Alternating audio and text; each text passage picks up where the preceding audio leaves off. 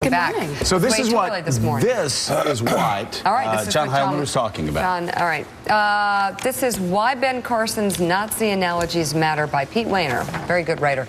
Self-government requires more of people than pounding sand. There is vital work that needs to be done because these things are hard. Doesn't mean we can give up. And we certainly don't need conspiracy-minded amateurs like Mr. Carson and Mr. Trump distracting our attention from them.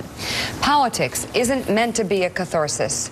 I get that it may be emotionally satisfying to cheer on careless rhetoric, to portray every political difference as a give me liberty or give me death moment, and to imply that America under Barack Obama is like Germany under Adolf Hitler.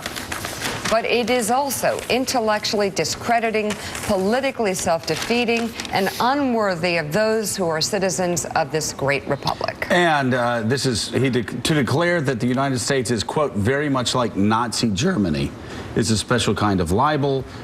He goes down where there are constant comparisons to America as Nazi Germany, Barack Obama is Adolf Hitler. It just seems and constantly by Ben Carson. That's what I'm saying. Just to be clear. I'm saying, no, this is about Ben Carson. That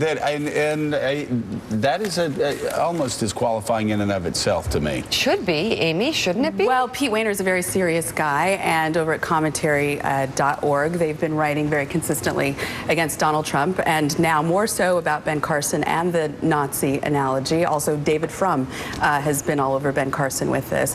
I don't think Ben Carson is saying that President Obama is Hitler. I think that the comparison that he was trying to make, at least when it came to the Second Amendment, had to do with guns and gun ownership, and it's one that you actually do see a lot in the Second Amendment. But he's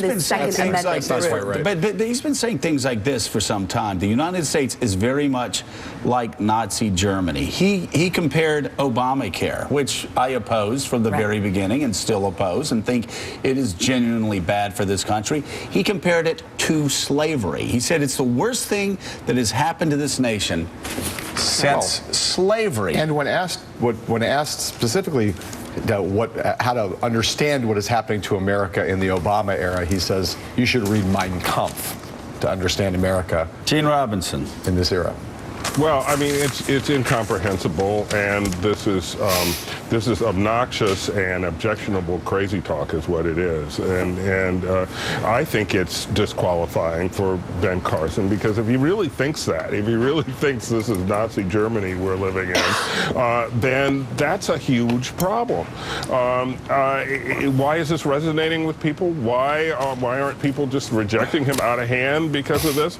I confess I don't know, and I think I can kind of get my head around the Donald Trump phenomenon. It's very difficult for me to understand the Ben Carson phenomenon in the same way, given the stuff that he says. It's just, when you bring out the Nazi analogies and the slavery analogies, there's just something wrong. I agree that ridiculous. It's wild and irresponsible, but to say that you don't understand why it's resonating, that there is a group of voters that are, putting their support behind Donald Trump and Ben Carson, who do feel that the state is working against them, and who do feel that the state is taking over private decisions like health care, like gun ownership, and that's what Ben Carson is tapping into. We can all around this table say it's wild, it's irresponsible, it should be disqualifying. It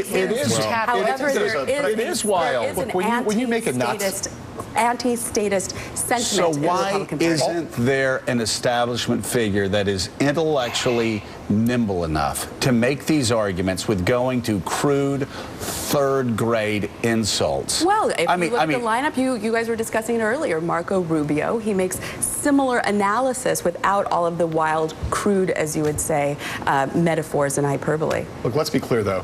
When you invoke Nazi Germany, you're invoking a regime that slaughtered 6 million Jews. That's what people hear when they hear Nazi, right? When you compare America to Nazi Germany. There's no place, there's no reality that we live in which America is anything like a country in which 6 million Jews were sent to the gas chambers. And I think that's the level, that's the incendiary and objectionable part about this.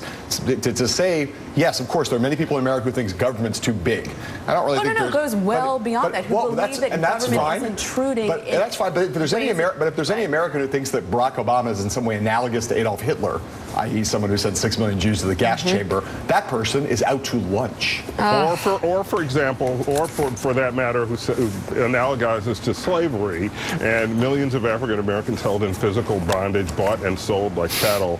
That's not Obamacare. That's crazy. Yeah. That's crazy. All right. You know what else is it's crazy? insulting. It's What else is objectionable. crazy, Joe? See what happened? We haven't even talked about candidates and elections. No. That is No, quite that something. is Up next. I'm the leading state sponsor of terrorism.